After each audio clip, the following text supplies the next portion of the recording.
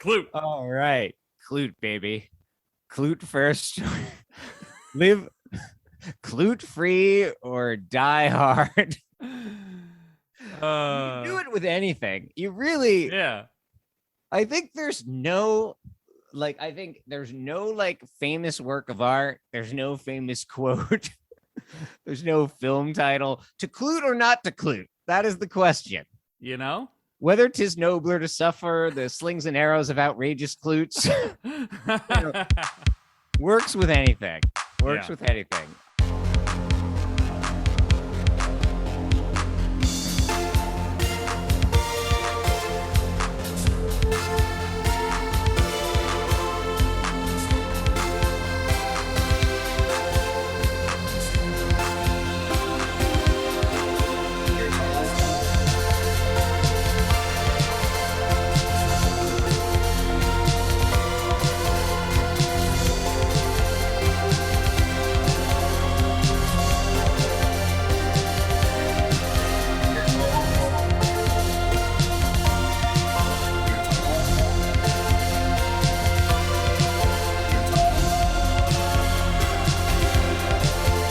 You're tall, but I'm standing in front of you.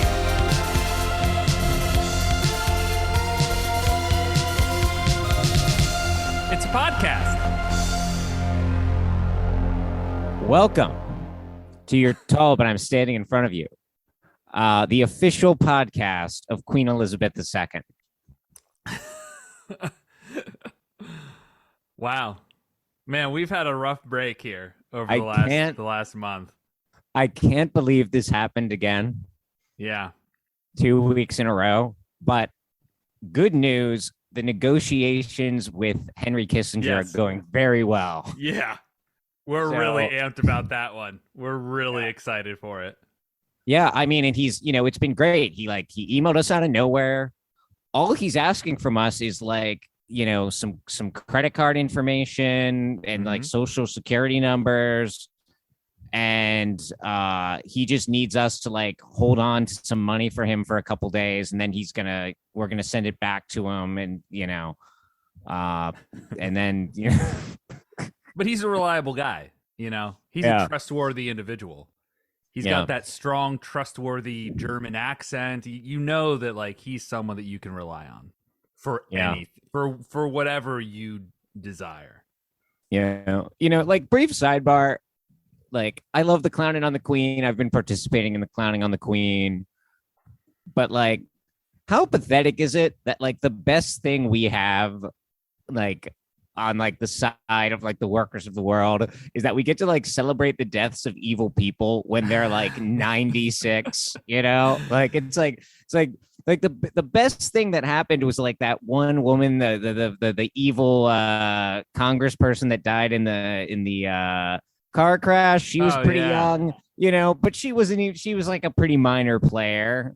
It's oh, okay, great. Oh, this person only lived a long and comfortable life. And they no longer have to be really old and uncomfortable all the time. It's kind of whack, Yeah. Right. Hopefully Charles III takes after one of his namesakes. I'm not going to tell you which one. So anyway, how's it going, buddy?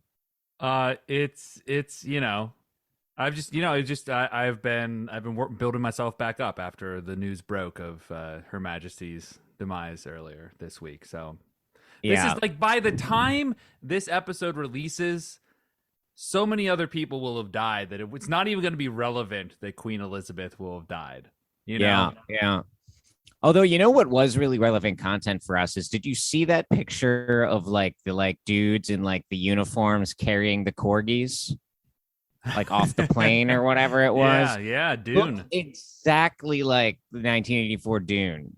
With the pugs, but rest in peace to those corgis. They are being smothered and taxidermied. Well, it's tradition, ain't it? Yeah. Did you hear about apparently they've been keeping Prince Philip in a fridge because he can't be buried without the Queen? Yeah, next What's to that about? well, they're next to like a piece from Prince Charles and Princess Di's wedding cake. It's they're like sort of positioned next to. It's a big freezer. Yeah. It's a big Yeah, freezer. yeah, There's yeah. plenty of room. They don't. There's room for plenty of bodies in that freezer. Don't worry. Devin, how are we getting through our grief this week? What are we watching?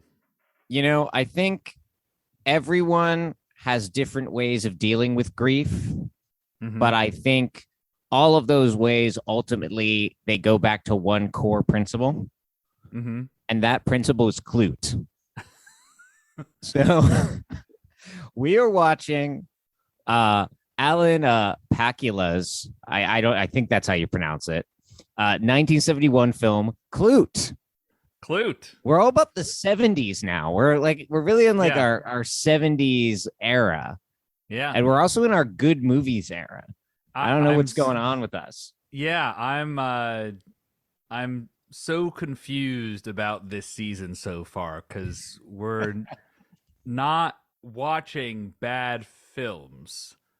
So... Yeah, but it's never been about. The podcast is never supposed to have been about bad films. It's supposed to have been about cultural detritus, right? It's supposed to have been about the force of history of the 20th century and the extended disaster it is. Just sort of like the waves, the like tsunami waves of history washing up these objects on our cultural shores, And sometimes those objects are shitty, but sometimes they're quite cool and interesting. There's a lot of pretty driftwood out there. Yeah. And so like Klute is a great movie, a critically acclaimed movie. It's not like we're doing some kind of like reclamation project on it. But I do think is very much just sort of like, is operating in a sphere not as far away as not as far away from some of the like more kind of trashy action movies we look at in terms of like responding to this sort of like increasingly paranoid, increasingly like media saturated, increasingly like doomed world, right? Sure. Sounds great. Yeah. With a name like Klute, how could you go wrong? Yeah. I mean, Ethan, you know exactly what you're getting into when it's a film named Klute. Yeah. Ethan, do you want to maybe give the listeners like a little like overview of what Klute is before we dive into the plot? Like what Klute the film is, or who Klute the person is, or I mean, where just like Klute... just like okay, it's like 1971. It's like a crime thriller. It stars Donald Sutherland, Jane Fonda, just that kind of stuff. So it's just not me talking all the way to the plot summary is what I'm thinking. Yeah, Klute. I guess working title they didn't go with John, but it follows John Klute, who is like a cop that turned. He's a cop turned private detective, where his good friend has gone missing, and so he's sort of put on the case to try and see what's going on with this guy who disappeared in New York City. He's a Pennsylvania police officer that goes to investigate on behalf of I don't know if it's like this energy company or like the one guy who is the CEO or very unclear. Yeah. He's for some reason he's going to investigate the disappearance of this married man who he was best friends with, who disappeared in New York City. Mm-hmm. Like, yeah, either on behalf of his employer or on behalf of this, like either his employer in the sense of the company or in the sense of this literal guy, Peter Cable. We don't really know because the only representative of the company we ever get is Peter Cable. Yeah. And this is I think that kind of sense of like not really knowing who's in charge or what exactly is going on is like typical of this film, like, and Pakula in general, right? Like, this is the first film in what gets called his Paranoia trilogy, which is this movie, is the first one, Parallax View in 74, and then All the President's Men in 76, right? It's not a plot-based trilogy, but all of these films kind of dealing with this sense of like, kind of like this sense of like increasing paranoia in the 1970s. Yeah, these films all came out in the 70s, the height of the American civilization, as we're all aware. When our good friend Henry opened up China, you know, Mm-hmm. to The to Beatles the had finally broken up. finally. So you didn't have to deal with Jesus. that anymore. You finally got Ringo unfettered and just yeah, really got to flex his creative juices. I think that probably the big regret of the 70s is we didn't off John Lennon until it was just over. So, we had to endure Imagine. I mean, we had to endure those avant-garde albums he made with Yoko. Yeah. Most of all. Or that Yoko made with him. I mean, I don't know why you have to center John in the narrative, but if that's what you want to do, that's your prerogative. He's the one that died for them, I guess, is all. Listen, nothing against Yoko, nothing against the avant-garde. Yeah. Whenever John Lennon is involved in the avant-garde, it becomes the most like obvious, like artsy guy in high school bullshit. Yeah. I think Yoko Ono has some like legit art bona fides, but like I love John Lennon, but like stick to like you're a genius at one thing. Like, yeah. But this is the time we're in. It's the 70s. And so this is the first of that paranoia trilogy. I think it like ends with All the President's Men. So it essentially ends with like, what's more paranoia in 70s than Nixon? I think this is and I don't see like a real story in the last one, which is interesting. Yeah, which who can say how true to life Klute is? I don't want to, I don't want to throw my boy John Klute under the bus, but yeah, this is the yeah. But it's interesting because like obviously we have like there's lots of trilogies that are actually like a single plot. And then there's lots of thematic trilogies that various directors have, but I can't think of a lot of examples where you have thematic trilogies that are including both films that are based on real historical events and completely fictional events. I feel like it's usually one or the like. There's certainly a lot of directors who have made series of like grand historical epics that go together and stuff too. But I think there is something about this thematic of paranoia that causes those things to be blurred too. Like what's truth, what's fiction is at question in these films. Yeah, it's sort of, I guess maybe the one similar one is the Aaron Sorkin lib fantasy bullshit, where like it bridges both the real and the fictional in that he takes real events and turns them into fictional fantasies of like liberal like nostalgia for things that did not actually take place. Yeah. Like what if Clinton wasn't a sex fiend? Wouldn't those years have been great? Yeah. I mean, Sorkin is such a master of like multiple genres, and that's why we love him here on the pod. Yeah. Like, he can give you a incredibly realistic, naturalistic movie like A Few Good Men. And then he can give you just like an amazing like Spielbergian fantasy in The Trial of the Chicago 7.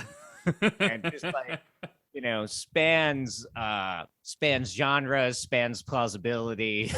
Yeah. I loved coming out of that film being like, yeah, they doth protest too much. We should find common ground. Yeah. Anyways, fuck that guy. Let's get into Klute. Yeah. All right. So thought I would take us through the plot of Klute a little bit, but I do suggest, if you haven't seen it, go watch it because it really is great. But also really like it's so great on like just sort of like the level of like the shots and like the editing that like you really like. I don't think spoilers spoil the movie at all. But so Klute. We open with this just sort of this dinner scene. It's kind of like a dinner party. We don't really know what's going on. We know Donald Sutherland is there. He's in a suit. We don't really know anything about him at this point, right? He kind of sticks out because he's Donald Sutherland and he's famous, but also he's like very tall, And we also get a sense like it seems like there's like a couple that's sort of hosting the party that are sitting on like opposite ends. We kind of get shots of them kind of looking at each other. Yeah. And it's a very almost kind of like Robert Altman-y sort of scene with like just lots of like crosstalk and good little dinner party. Yeah. And then we just kind of very abruptly cut. John Klute is a police officer now, or I guess always was, but is now in uniform. Yeah. And Tom Gruneman, Ethan, he's missing. Now I know what you're asking. Who's that? It was the other guy, I guess. We've got Tom Gruneman's wife and Klute sort of discussing the fact that this guy Tom has gone missing. And they're very upset about this. We find out that he's like a researcher at some kind of chemical plant. We never really learn more about that. We're somewhere in like kind of like, I don't know, like not middle of nowhere Pennsylvania, but kind of like maybe like northeast Pennsylvania or something, right? Like, yeah, Tuscarora, Pennsylvania. Yeah, what county is that in? You just I'm gonna have to keep Googling things. Well, you already Googled it, so I assumed you had it up. Oh, yeah, that's it. That's in Schuylkill County. Schuylkill County? That's in Schuylkill. All right, yeah, that's what I thought actually. Yeah. So it's like, you know what, it's kind of like eastern northish eastern PA, like kind of there's this guy, Peter Cable, who works at the company as well. I guess we get the sense is like Tom's like higher up, or at least his like co-worker, right? Yeah. And I want to emphasize, I do know how to say Schuylkill County because we're gonna get so much flack from our Pennsylvania listeners. Yeah. Anyways, go on. And so the police are interviewing Klute, and Cable and Tom's wife. Klute is really emphasizing how Tom was his best friend. Best buds. Which is interesting because, like, you know, we never see this relationship or anything. So it's this complete, like, just like, we have to take Klute's word for it. I mean, I guess he was invited to the dinner party, right? The CEO guy or the manager, the Peter Cable character, he's like very cool and collected on these, right? He has you know, all these he's very ready to respond to the police questions, you know. Yeah. Klute and the wife seem much more kind of distraught, you know. And the big thing, the big like kind of like MacGuffin or like piece of evidence that's at play here is this importantly typewritten letter, supposedly from Tom to some kind of New York sex worker, that is described as like an incredibly lewd and obscene, and I think like they're kind of implying violent letter. Would you say, Ethan? Yes, Devin. And so you know, there's you know, so like the working theory is that like, you know, like this Tom guy he was living a double life. He was going to New York City. He was sleeping with sex workers, and that he has possibly he has like disappeared, possibly engaged in some very unsavory acts and violent acts, right? To the wife's like total disbelief and to Klute's total disbelief. Yeah. So I think there's the setup. And I'm glad you did it, Devin, because we don't see almost any of these characters ever again. The police officer, because it's Klute's case now. Klute is on it. It's his case now. My favorite, there's this like back and forth with the actual investigators. Like, you ever done any missing persons work before? He's like, no. Have you ever spent any time in the city? No. And then the CEO guy, Peter Cable, is like, you're wondering why we thought of Klute. Frankly, and I love this line. He's interested and he cares. Yeah, I think that would have been a good tagline on the poster. Klute in all caps, and then below it, he's interested and he cares. Yeah. It's kind of like that scene kind of doubles for almost like Alan Pakula having to talk to whoever financed this movie. And they're just like, so what's the movie about? Klute. And it's like, who's Klute? Why Klute? What does Klute have to do with this? It's like, he's interested and he cares. Mm-hmm. But like, he doesn't really seem that interested or like he cares that much, right? Like, it's like kind of like Donald Sutherland has a very understated performance in this movie. Like, especially early before we really have gotten to know him, he just feels kind of like, I don't know, kind of like underwater a little bit. Yeah, I mean, you're sort of throwing this off, but to me, this is the central theme of the film. It's that Klute is interested and he cares. Now, who or what he's interested in and what or whom he cares about evolves through the course of this film. But to me, the heart of the film is that Klute is interested and he cares. So keep that in mind. Yeah. And it's all, and like this whole early part of the movie, this happens really quick. Yeah. And it's like we kind of see Klute 3 times very early in this opening section before he's actually started his investigation, because it's all really about getting Klute to where he goes to New York and he's gonna try to find Tom Grunneman, right? We get like the dinner party scene where we're just like, wait, who's this guy? Then we get like this cut to like it's the same shot of the table, but now there's like way less people, right? And now Klute is pretty much in the same spot, but now instead of being in a suit, he's in a cop uniform. So we're like, oh, he's a cop. It's going to be a movie about a cop. And then it cuts again, different location. Klute's back in a suit. We don't really get the story, but presumably has like quit his job, like isn't a cop anymore, hasn't done like private investigator work before seemingly, but has like become a private investigator so he can go try to find his best friend. Yeah, some whiplash there. Yeah. And it's like very like, this film is really like, it does a lot with edits and cuts. Like it does not handhold you through every step it takes, but it'll like just be like, here's the situation, and then trusts you as the viewer to be like, oh, that's what happened. Yeah, I think even in many ways, like leaves you lingering on a shot to be like, hold up, what? Yeah. Yeah. And like, if you're not paying attention, which like the first time we watched this movie when we had been like drinking quite a bit, it can be pretty confusing because you're just like, you think you're still at the dinner party and you're just like, wait, where did everyone go? And why did he dress up like a cop? Like if you're not paying attention, we popped this on. I mean, I think we were all caught up with like up to the most recent episode of She-Hulk. And so we're like, well, what can we put on? Let's flip through and see what's available. Yeah. And we went with Klute. And so we were sort of in a mood when we started watching it. Yeah. Yeah. And then, a couple other things we skipped over. I just want to mention, we get there's a great opening credit montage that is set to just like footage of like tape recorders. And this film's all about like tape recordings and like reel to reels and like the clicks of the buttons and like, it's a very like physical movie like that. You can really like feel the technology and the physicality of it, that like, pre-digital technology.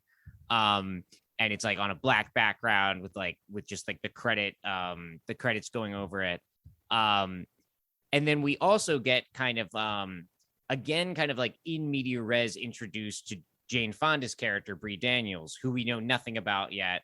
We just kind of get this shot of this like kind of absurd modeling lineup where like all these women are seated in a row and the camera's panning, and like right in front of them, the like judge people, like the casters for this ad or whatever, the casting managers are like just sort of like, oh, her mouth is too wide or whatever, I don't remember exactly what they say, but just like absurd that they're just saying this right in front of the her hands are fucked up. Yeah. Is that what they say about that's what they say about Bree, right? Yeah, they do. And it's interesting because like Bree she sticks out in that scene because she's played by Jane Fonda, and you go like, oh, look, there's Jane Fonda. Mm-hmm. But this other than that, the scene treats her like it doesn't even get as much. They spend more time talking about the woman next to her than her, right? They're just sort of like, oh yeah, fucked up hands. Nope, that's not going to work for this. Yeah, it's cool because they immediately reject Jane Fonda and go on to the next person, but like Jane Fonda's still kind of in the shot as Bree on the left side as they're talking extensively about the next candidate in line. And all these people have to act very like docile and polite. You know? Yeah. So then, we start to kind of shift to this central core of the movie, which is going to be about, the interactions between Klute and Jane Fonda's character, Bree Daniels, who we then learn is not just trying out for modeling gigs, but is also a sex worker. And so we get like this scene of her with a John. And as opposed to like the previous scene in the modeling tryout where she's literally like, she's not even allowed to speak. She's just completely passive and just kind of being condescended to. We see her like in complete control of this John and like very much like acting, and for a film about a sex worker, there's very little like there's almost no sexually explicit footage in this film. Like, even when there are sex scenes, they're very like tame and kind of like, just like kind of typical like romantic like people covered in sheets shots, right? Yeah. But like this film is really interested in sex work as relates to like performance and like the talking part of it. And sort of like how she's able to like generate these like fantasy spaces for her customers, right? And she's something she's very, very good at. And and Jane Fonda is like performing really well in these scenes.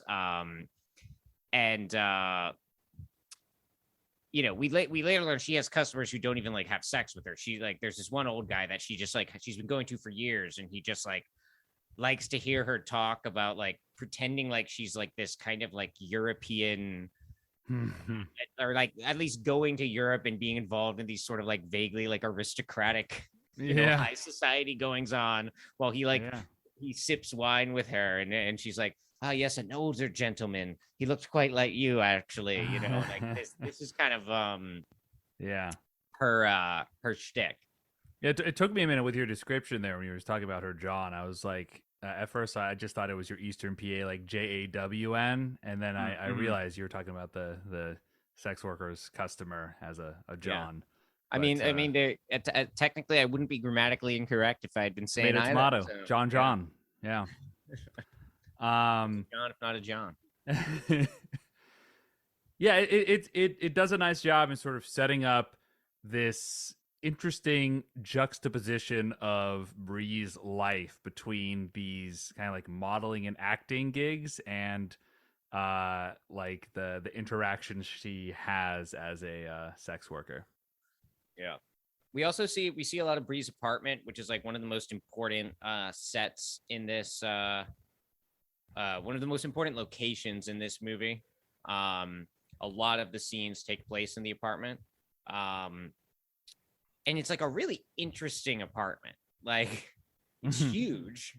Mm-hmm. But I think it's supposed to feel small. Like, it's supposed to feel shitty. How do you feel like we're supposed to think about the apartment? Because it's very cluttered. Yeah. It's like kind of bohemian. Like, she's got a lot of like random art on the walls. It's kind of chaotic. Yeah, we're so, I feel, used to the like where gentrification has like totally co-opted every borough of New York, where we can't imagine any space that's that large being not, I mean, certainly dumpy, but like not worth thousands and thousands of dollars in rent every month. And so it's interesting this kind of world that exists where her apartment, super dumb, sort of like a studio apartment, I guess. It's everything is sort of one big room. Yeah, that's true. There's like a big studio. Yeah, there's seemingly like various mazes of hallways throughout her building and abandoned rooms and squatters and all this sort of stuff. That it's definitely a different New York than the current iteration. Yeah, this is 70s New York, which it's supposed to be a terrifying place, but also you can like live there pretty cheaply and get like you can get some space, which like now like like they've probably chopped up Bree's apartment into like 3 apartments, each of which is like going for like $2,000 a month, Oh, for sure. I mean, it had a fucking skylight, dude. Yeah. But yeah, it is funny. Like, it's hard not to let you look at that kind of stuff, and you're like weirdly nostalgic for it, even though you never got to experience it. Yeah. So anyway, Klute shows up and he tries to question Bree. Some good fisheye lens, kind of like shot. Again, watch the film because all these shots are so fantastic. But him sort of in the him at the door trying to interview her, and like Donald Sutherland is a very has a very particular looking face, and when you see that kind of in a fisheye lens, it heightens those features, and so it's a good shot. Yeah, and even more Donald-y of the Sutherland. Yeah. Mm-hmm. And like and Sutherland in his film, it like the way he performs Klute, it's like Klute is like, it always feels like he's mentally like a couple steps ahead, but like he can't seem to get the words out. Like, it's like he's never able to like kind of like clearly express like, here's exactly what's going on, sort of. You know what I mean? Yeah, I think so. It's, to me, it almost seems like he feels like this shit's gonna get figured out, and I have a general reading of it, but I also don't really care in this specific moment to resolve. It's like, I'm gonna figure it out, and you're going to work with me. Like, it's gonna happen. Like, you're gonna help me figure this shit out. Hey, I'm gonna go upstairs because there's someone looking through your window. He's sort of yeah, I guess it's just like he's not very like acting like a typical film private detective. He's not being super aggressive. He's just kind of like, he's very understated. He seems to have like a lot of interiority. I mean, again, I want to emphasize for you that he literally is not actually a private detective before this. He was a cop. So when you're wondering, like, why is he taking his good old time doing this? He's used to being paid by the hour, and like he's used to kind of finagling the administrative aspect of his job to make sure that he gets paid double time. So to me, it tracks.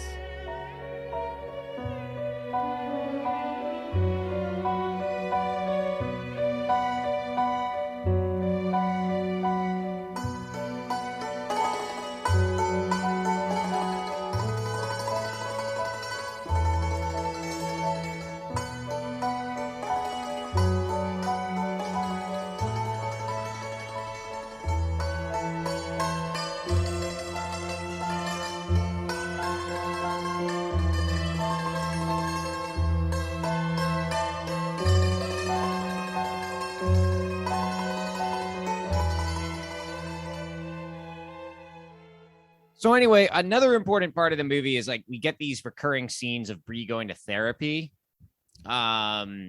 which are mostly her talking, and we get these really long shots of like her talking that really like linger, and her kind of like presupposing often like the therapist's like responses to what she's gonna say. The therapist, she occasionally chimes in. But the first time we see her at the therapist, she's claiming to be like breaking up with the therapist, that she's not going to come anymore. And when asked kind of why, she's like, essentially, well, she says she can't afford it. But then she's sort of saying like, why do I still want to trick? Right. Why does she still want to perform sex work? Seemingly, she's like going to therapy to try to not do that anymore. But she's sort of addicted to the kind of performance and like the power she gets in this, that from when we see her trying to be an actress that she doesn't seem to have. And she says to the therapist, when you're a call girl, you control it. Someone wants you. And I've like skipped some pieces in this to condense it, but someone wants you, not me. They want a woman. And I know I'm good. And I arrive at their hotel or their apartment, and they're usually nervous, which is fine because I'm not. I know what I'm doing. And for an hour, I'm the best actress in the world and the best fuck in the world. Right? So like, and we really see that in the movie when like whenever she is, there's only a couple times when we see her like trying to propel her like acting or modeling career. And she's very like passive. There's this one weird scene later where like for some reason she's doing like an Irish accent, and you're like, Brie, you're so good at doing like the thing you do with the Johns. Why then, when you go to act, are you going for roles as like a weird like Irish so and so? And then the film confirms what you're thinking, because the director's like, very interesting accent. Yeah. No, I think that's all interesting. To me, I almost was seeing her therapy sessions. I think that was like an honest perception she was having of like what she's doing. But I was kind of feeling like she's also acting in the therapy sessions. Like this is another performance, which I think you see through the entirety of those different sessions over the course of the film. She's always performing in one way or another. Mm-hmm. And she's also kind of addicted to the therapy sessions. Like she's constantly threatening to stop going to therapy. Like the first time in therapy, she tells us that she's not going to be coming anymore, and she keeps going. Right. Yeah. And it's same with like, the same way she can't quit being a call girl in her terms. Right. She can't seem to quit being a subject to therapy, right? Having this space in which she gets to sort of like pontificate and which I mean, I guess like, I mean, not necessarily a problem. Like some men will literally be Klute instead of going to therapy. So then we see that Klute, meanwhile, has kind of he's I guess like rented out or somehow gained access to the first floor apartment in Bree's building. Yeah, just normal thing. Just a normal thing to do. Yeah, except that he's also set it up with wiretapping devices. It's a normal thing to do. Yeah, to listen to her phone calls. It's a normal It's interesting thing to me, like, it's interesting to me that we don't see this being set up. Like, I think this is really important. The way the movie, like, it's like in a lot of movies that would be about like an investigation, it would really be focusing on like the Klute character doing these things in an active way. We'd get a long scene of him like drilling holes, and like setting up the equipment and stuff. Instead, it's like, we're on Bree in therapy the entire time he's doing that. And we only kind of see Klute's progress. Like it's always kind of after the fact, it's like, we don't see Klute decide to quit the police force and become a private investigator. We just sort of like see him after he's done that, and we see him after he's set up the listening devices. Yeah, like it's almost.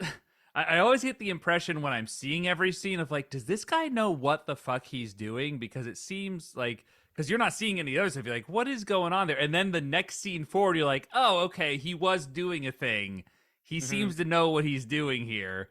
He had a plan there. It's interesting how they do that in these cutaway scenes that you're not seeing Klute for a very long time at various spans of the film.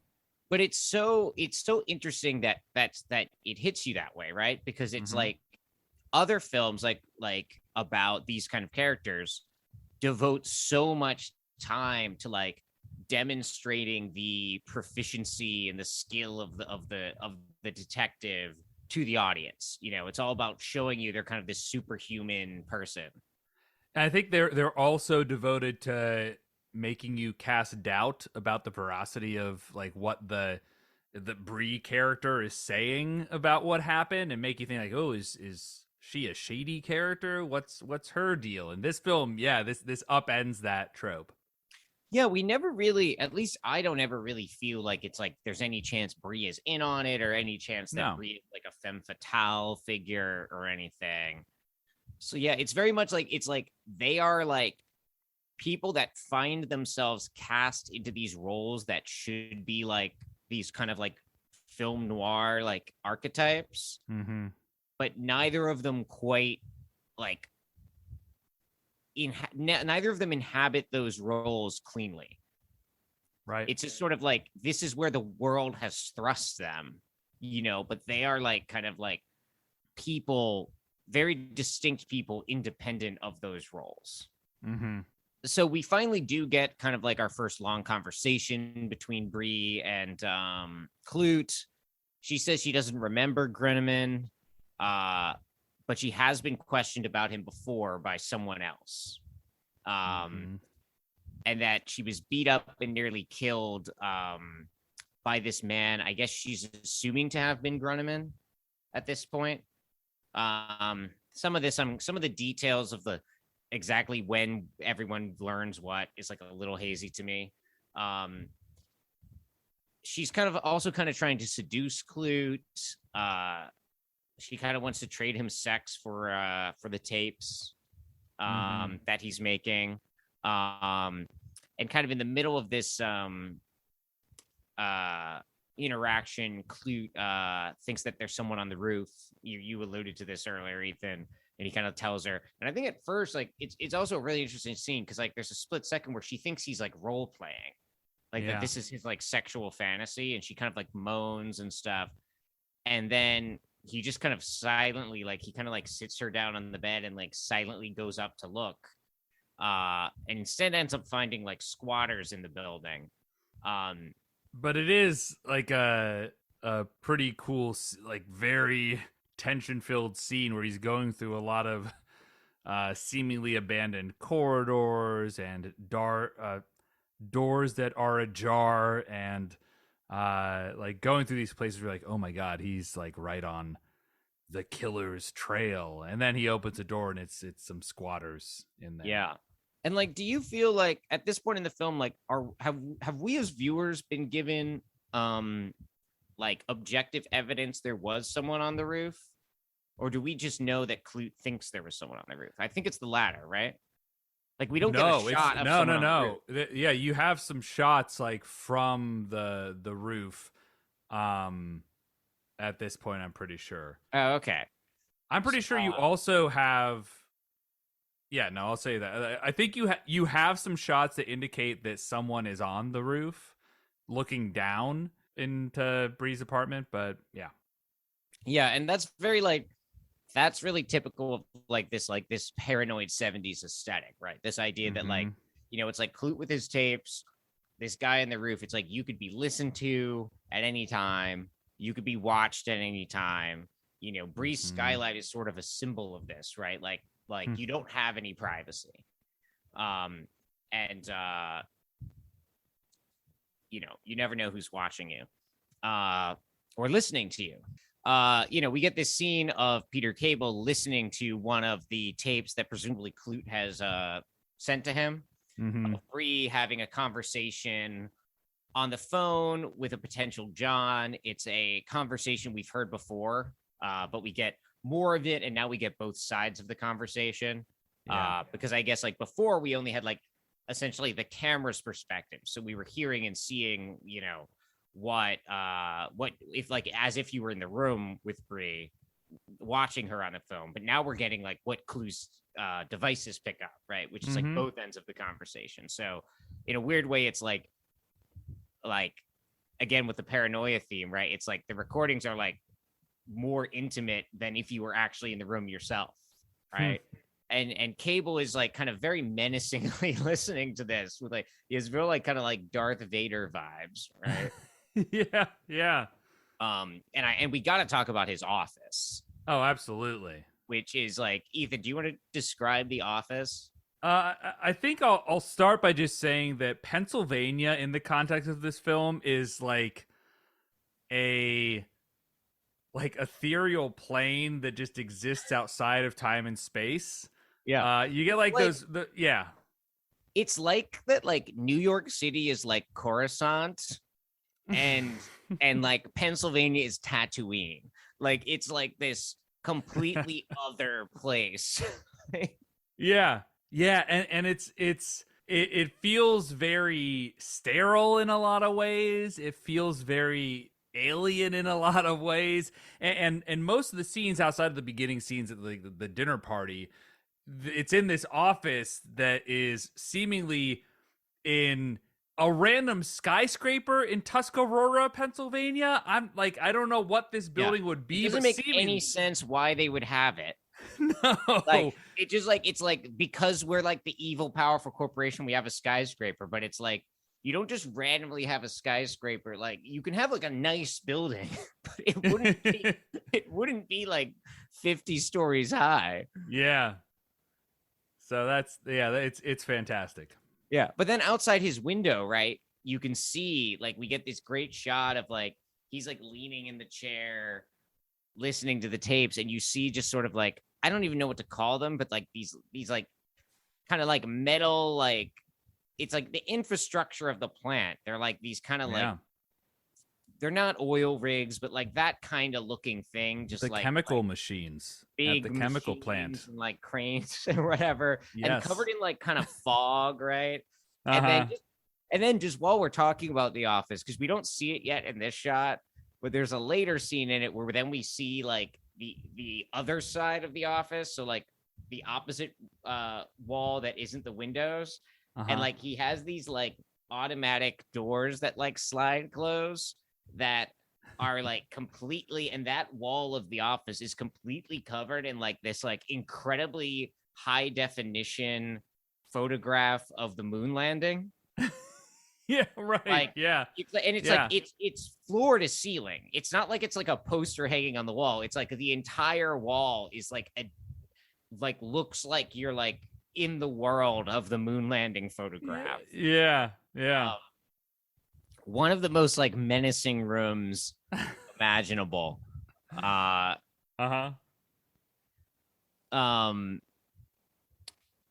then we get back to like, the mystery. And there's a lot of like to reality. Yeah, there's a lot of little like kind of steps in like how they acquire the information. So I'll try to go through this stuff pretty quickly without too much detail, right? But they end up going to Bree's former pimp, who, sorry, one sec. Played by Roy Scheider, right? Oh, okay. I thought it might have been John Am I Cassavetes, wrong? and I was checking. So I'm. Oh yeah, it is Roy Scheider. Okay, he kind of looks like John Cassavetes. So they go to Bree's former pimp, played by Roy Scheider, from Jaws, among other things. Because basically they're trying to figure out like who was this John that beat up Bree. Yeah. Was it Tom? And they get turned on to another sex worker named Arlen Page. And it works out well because like New York City in the 1970s is like, sex workers all the way down before Giuliani ruined it. So yeah, like there's a huge cast of characters that like keeps increasing throughout all of these scenes. Yeah. It keeps cutting to random like disco clubs where you're introduced to more and more of these characters that end up having nothing to do with this murder, but are part of the investigation for this point in time. Yeah. And like, yeah, it's like seemingly the only people that live in New York City are like sex workers, pimps. The Johns mostly seem to be from like out of town. Yeah. But I guess them and Klute. Klute is the only man with a purpose in this world. Blah blah blah. Klute and Bree end up fucking. And like I get like it seems like possibly like romantic lovemaking, I guess, like initially. And afterwards there's some discussion and Bree's like, oh, are you like worried because you didn't make me come? And she says, I never come with a John. Don't feel bad about losing your virtue. I always knew you would. Everybody always does. So like, kind of like Klute thought there was like something authentic there. And it's like, oh no, she is just kind of like been trying to, It's all a performance. Like, yeah. Why are you the exception? But Klute wants to like, it's like what like the way that like Jane Fonda's performance in this movie emphasizes performance, Donald Sutherland's performance de-emphasizes performance, right? He's trying to be like, I'm just directly Klute, like I am, but obviously, that's not true. like he's very much performing as well, but he kind of wants to act like he's just kind of, you know, being direct. But he essentially is like, okay, well, we're done here. I've concluded like my part of the investigation that involves you here. Would take the tapes back that I recorded of you. It's a very nice gesture. She doesn't perhaps think it is. She doesn't perhaps think that it is, but and as he's seemingly departing the city, I love the little line where she says of like, "Tell me, Klute, did we get you a little, just a little bit of city folk, the sin, the glitter, the wickedness, huh?" To which he's like, "Oh, that's so pathetic," and she says, "Fuck off." Mm-hmm. Yeah. I don't know. I just liked that. I liked that little back and forth there. Because I also was saying like "fuck off" in that moment too. So that was Well, and this movie is about the dialectic of New York City and Pennsylvania. You know, like New York City where people fuck, Pennsylvania where we all just sit in chairs while get really horny until we have to kill people. Yeah. Fantasizing we're on the moon. Yeah, working at our chemical plants. Yeah, we're doing the chemicals. Yeah. He ends up like kind of like essentially paying Bree at some point to be like his like assistant. Like they find Arlen Page, this other sex worker. She's strung out, and it's like actually her and her like boyfriend, or at least the guy she's with, are waiting for this drug dealer, and they're like, "You can't be here when he comes. He's not gonna like come in." And like he runs away. So like, always a good idea to show up with a cop when when like well, that's again, happening. He's not a cop technically, but but in their cop thing, he's like he's holding a photograph at them and being like, "Have you seen this man?" The prototypical, the Terminator, the T-1000, who also wasn't really a cop. That's what he does, you know. Like and yet was the most cop, and so I think that like there's these attributes that maybe showing up in that way was not the best move. Yeah. So that doesn't really work out. Some other stuff happens. They fuck again. It kind of seems like they're starting to fuck more, like in like a like kind of a relationship is developing. Yeah, Arlen Page is increasing. Yeah, Arlen Page is killed. Arlen Page's boyfriend in this kind of like really like gross scene is just sort of like is there while like Klute is like looking at like the body or whatever, or just like finding out she's dead, and is just sort of like basically like insinuating that Klute should give him some money, which he does. Yeah. Bree is talking to her therapist about her ambivalences, about her relationship with Klute. But they're kind of like, they're doing like kind of like cute little datey stuff. They go to the fruit market. Bree steals an apple. Klute sees that she stole the apple, just kind of nice, like kind of like very like kind of like lived in, scenes that again don't draw too much attention to themselves and don't explain themselves too much. Yeah. But hey, remember there was a murder? Or I mean, a disappearance that was probably a murder? Yeah. We're not just shopping for fruit in New York City. Because also it's like, man, like we're shopping for justice. Yeah. So they arrive, I think after the fruit it is, to her apartment, and it's trashed. Uh-oh. And then the phone rings. And it when Klute answers the phone and puts it up to Bree's ear, so that she can say like hello or whatever. And then tapes of Bree speaking start playing over the phone. And Bree is like terrified. Long story short, like Klute ends up figuring out that the person who wrote the typewritten letter from the beginning that supposedly was from Tom Gruneman was actually by Peter Cable. But this proof is very circumstantial because it's basically that like Peter Cable makes this like typo all the time where he like mixes up his T and his H. And they like cross-reference different letters to prove it's him, but like this isn't gonna hold up in court, So like Klute knows he needs some more like serious evidence. So he basically goes back and he sees Cable and he tricks him by telling him that like he's got to the final clue he needs, which is that he needs to buy this address final book Klute. off a contact.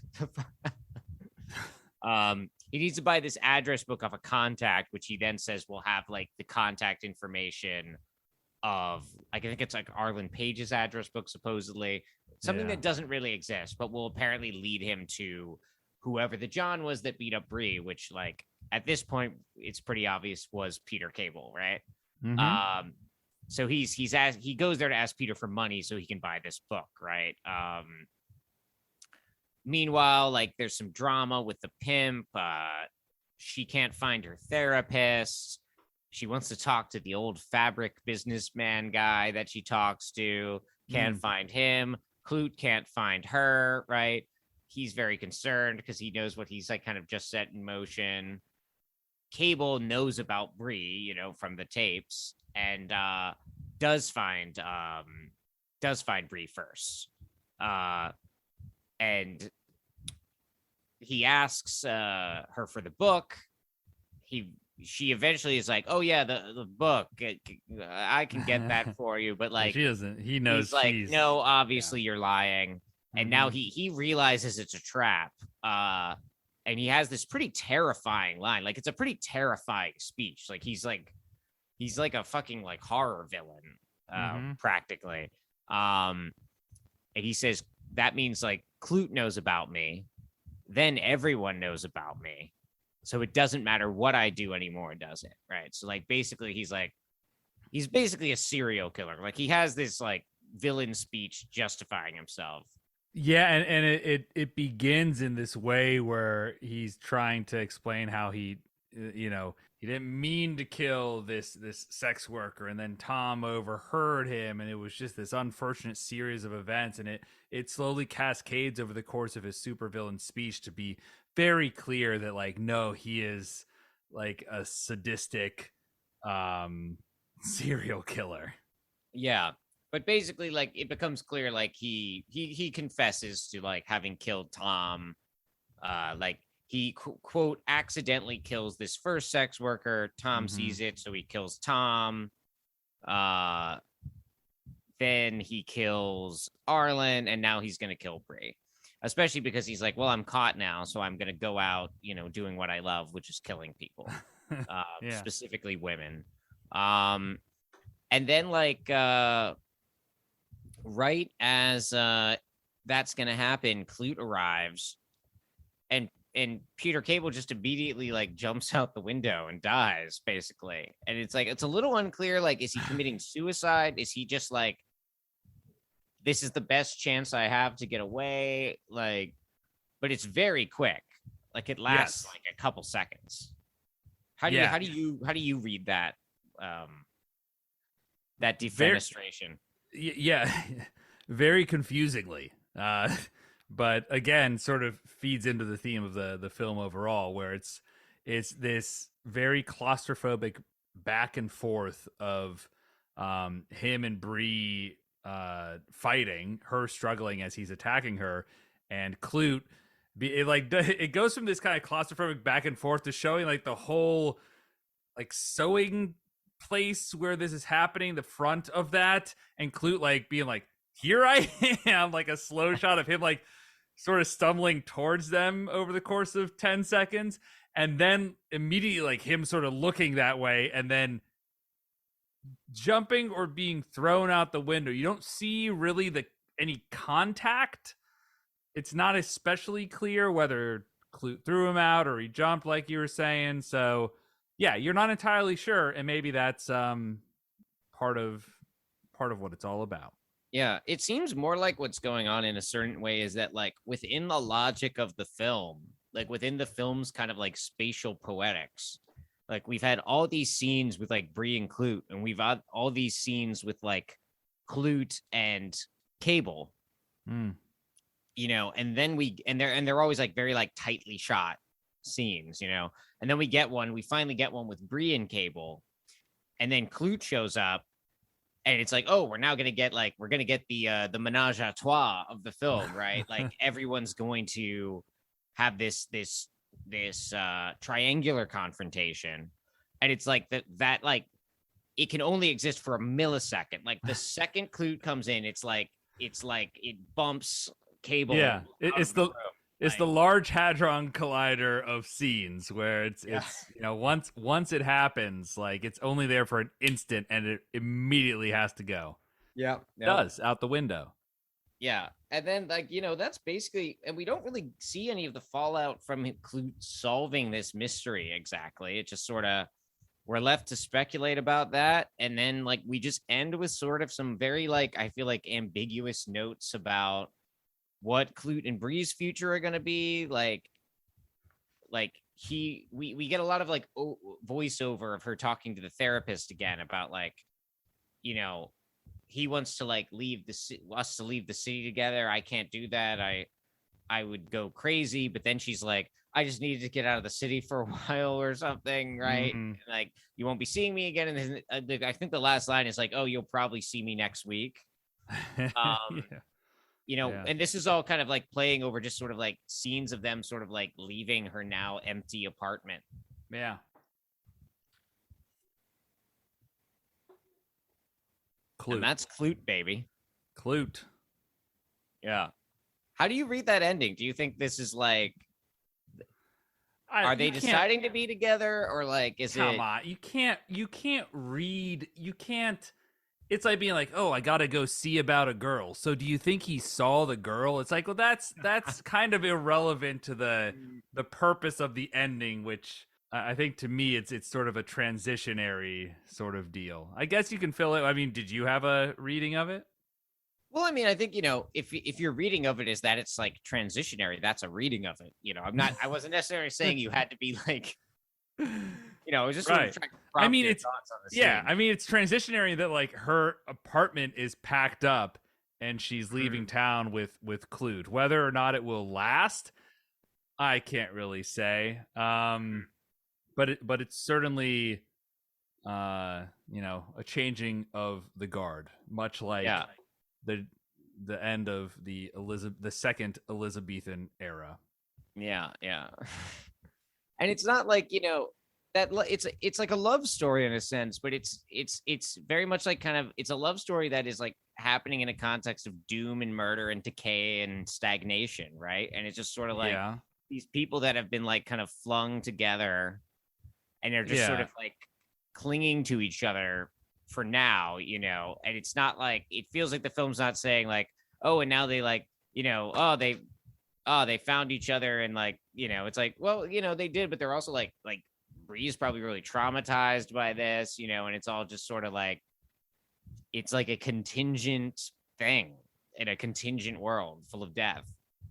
Yeah, like I don't leave the film being like, I hope they get together and I'm glad they're leaving town together, because the origins of whatever this relationship is are pretty fucked up, based in like multiple people's murder, really kind of fucked up power imbalances of her being worried that he's gonna haul her into like jail. So yeah, I don't leave it feeling like, oh, what a heartwarming ending. So, there's something too with like the fact that like, that she's a sex worker, which is sort of like this sort of like informal economy thing, right? Like still happening like within capitalism and like as part of capitalism, but not like officially, right? And the fact that like her world of like doing sex work to enable her to be an artist in this sort of like decaying bohemian New York, right, that is on the cusp of being neoliberalized, right, very soon, right? The fact that it is destroyed specifically by this like chemical plant guy, right, seems important, right? Like it's like the space of New York to be this like fantasy space in which you could kind of be a squatter. You could find these sort of like zones within capital where you could sort of like subsist on like not very much money and do things that weren't completely subsumed under capital, right? Not outside of capital, but not completely subsumed under it, right? That's like going to be over soon. Like, right. Yeah, I mean, certainly not removed from it because, again, where this all comes from is the fact that Peter Cable and Tom are visiting New York City and engaging with the sex workers. So you can't escape it, and it's perhaps almost this inevitable feeling of doom that comes about from those interactions with the good old PA Chemical Company guys. Yeah, it's almost like you can almost imagine like a film like American Psycho is kind of like a sequel to this film, right? Like, Yeah. what's going to happen to New York now Mm-hmm. is like those guys are now living in New York, right? They're taking over New York, right? They're not just coming in for the weekend, right? Yeah. And are going to be killing people left and right in increasingly like, comical ways or cartoonish ways, I should say. Yeah. That's Klute, baby. Klute me once, shame on you. Klute me twice, you don't get cluted again. I want to be clear. Yes, we Klute. Mr. Gorbachev, tear down this Klute. All free men, whether they may live, are citizens of Klute, and therefore, as a free man, I take pride in the words, Ich bin ein Klute. People have got to know whether or not their president is a Klute. Well, I'm not a Klute. I've earned everything I've got. What are we doing here? I could do this all day. Dang. This is Four so score and 7 Klutes ago.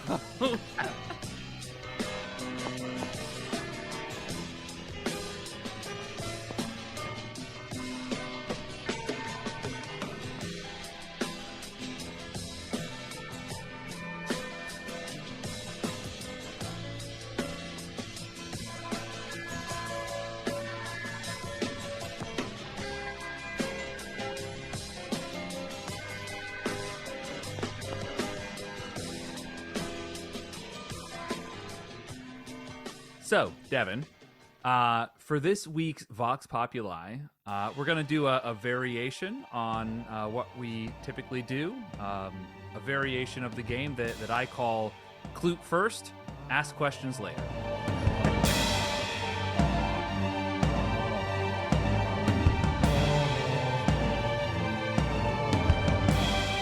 And the way that this is going to work is I've got 2 reviews here. I'm going to give you the title of these reviews. And there are a number of gripes that each of these reviews have with Klute. I'm going to see. I was able to identify at least 5 different gripes with this film that these reviewers had. I want to see, can you correctly identify at least 2 of those gripes? But I'll give you, I think, what do you think's fair? Give you like 4 potential gripes that you think folks could have with it? Wait, so it's like multiple choice?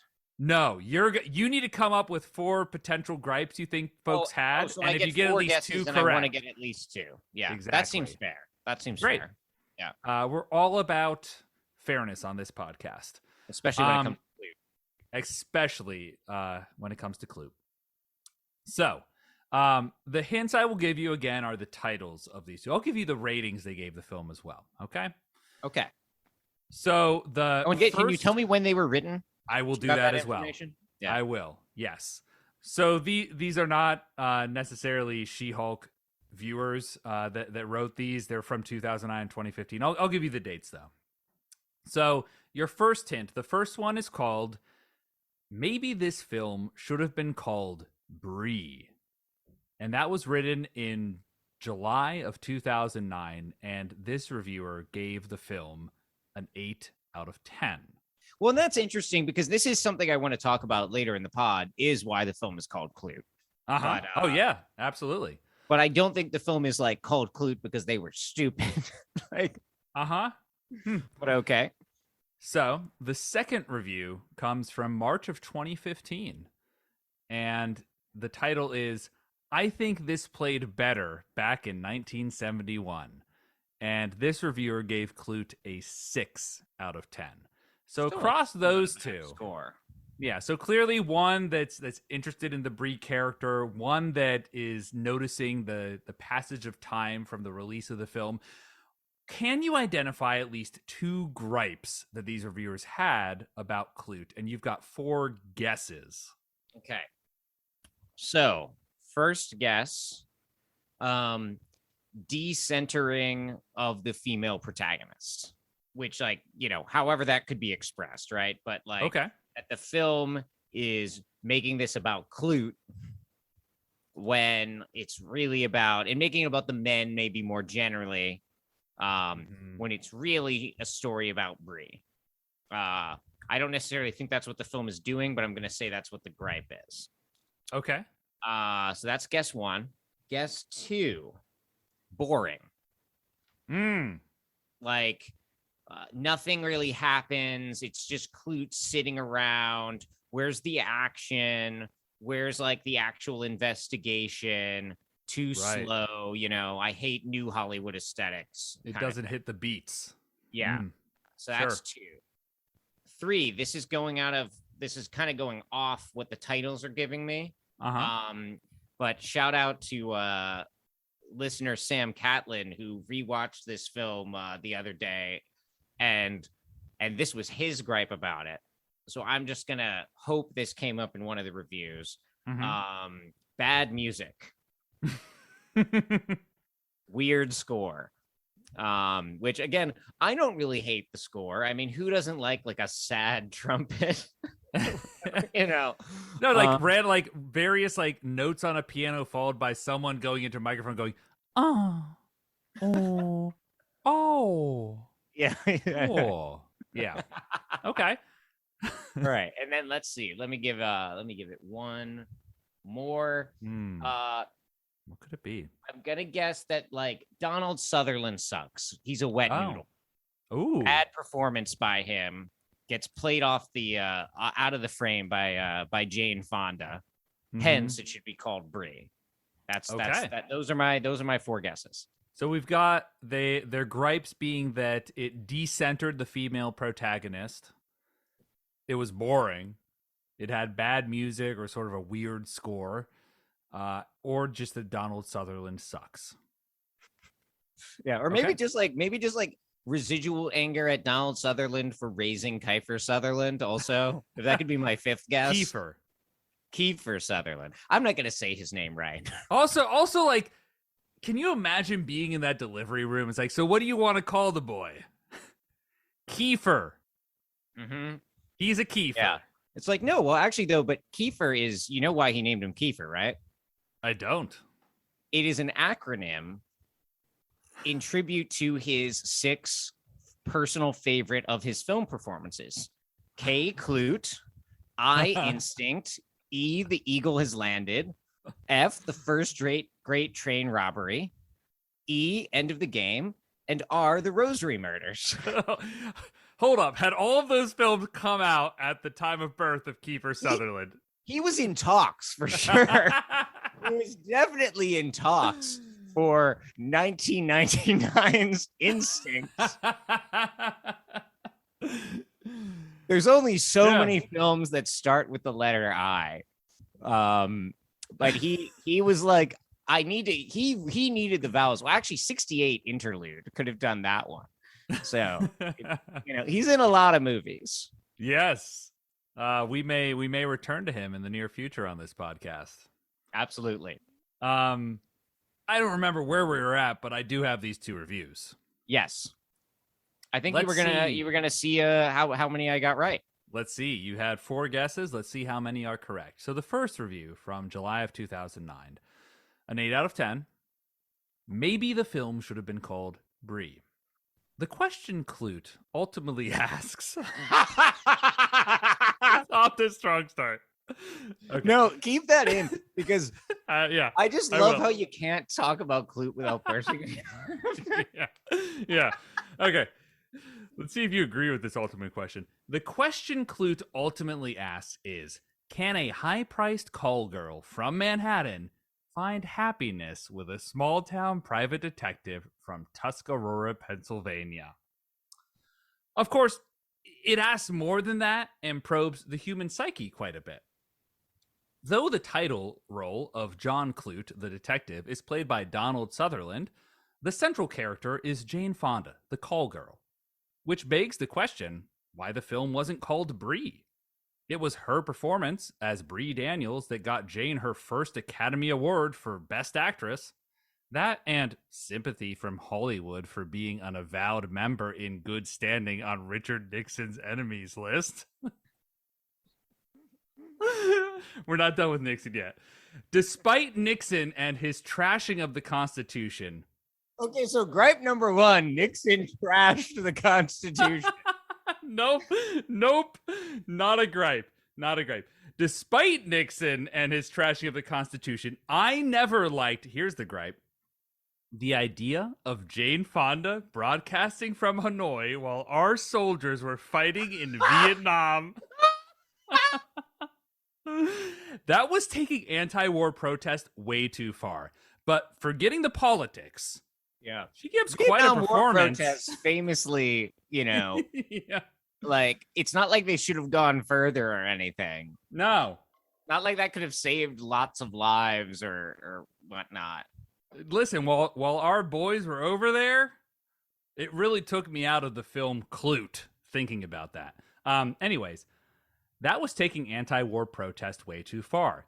But forgetting the politics, she gives quite a performance as the psychologically deep and troubled call girl who has a stalker on her hands. Sutherland as Klute is hired to trace the disappearance of business executive Robert Milley from the main corporate employer in Tuscarora, Pennsylvania. Apparently, Milley was leading a double life. On business trips, he'd hire call girls and had a tendency to get rough while frolicking. There's a note found threatening one of them, and of course, it's Jane Fonda.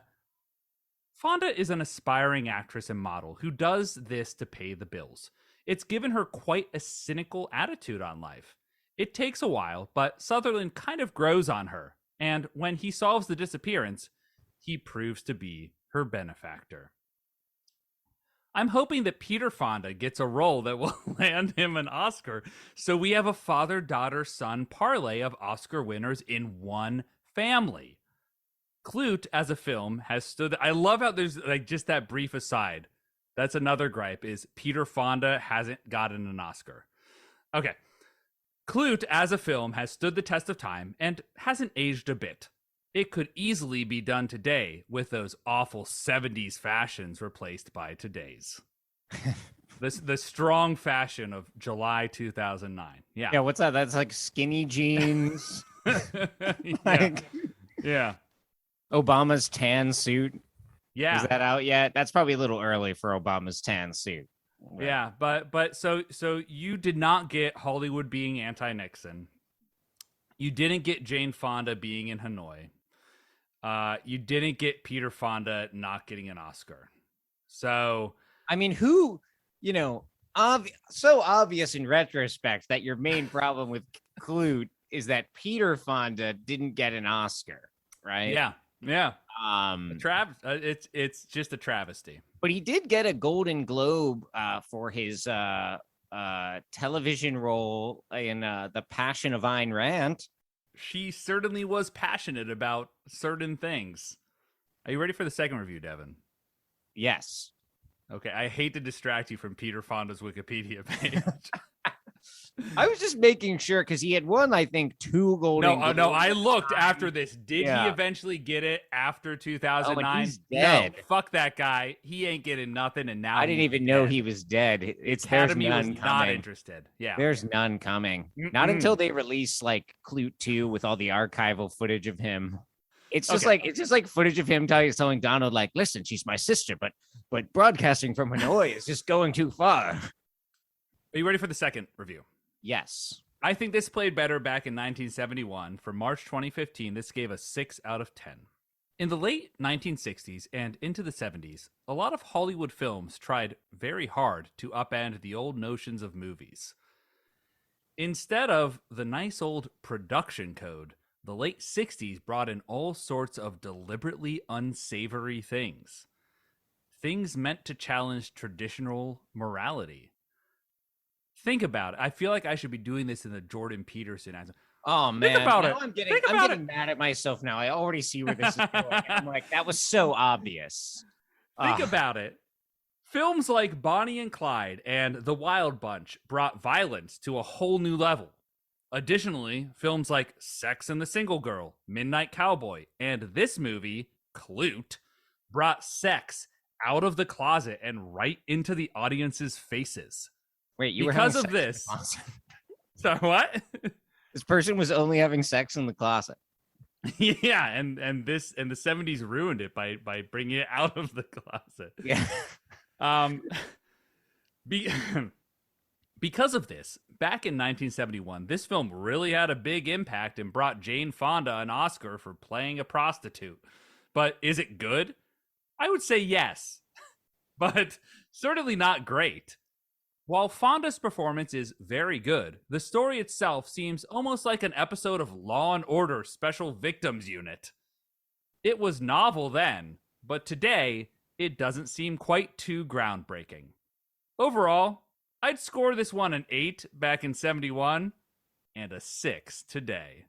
That's a really weird understanding of how groundbreaking works. Like, something's supposed to continue to be it wouldn't be groundbreaking then. It wouldn't have actually broken the ground if nothing then could have advanced past it.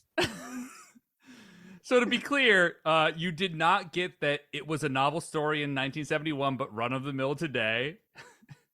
And you also didn't get that it brought sex out of the closet and into audiences' faces. So, damn. I mean, unless you disagree with me, Devin, I think you were 0-4 there with your predictions. Not doing so good, but even the best baseball players only hit the ball about a third of the time. So it's just, yeah, like, keep throwing me pitches. I'm about to go on a streak any day now. A good lead into our next episode, Aaron Sorkin's Moneyball.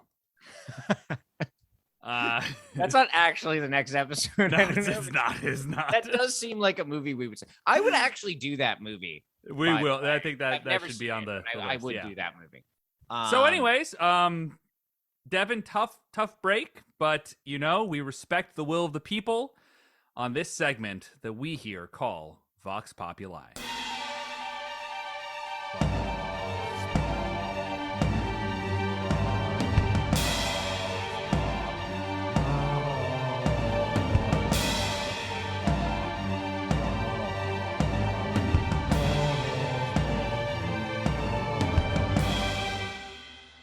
All right, so back to Klute, back to matters Klute.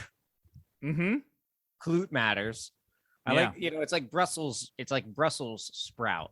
Matters Klute. Attorneys General. Yeah.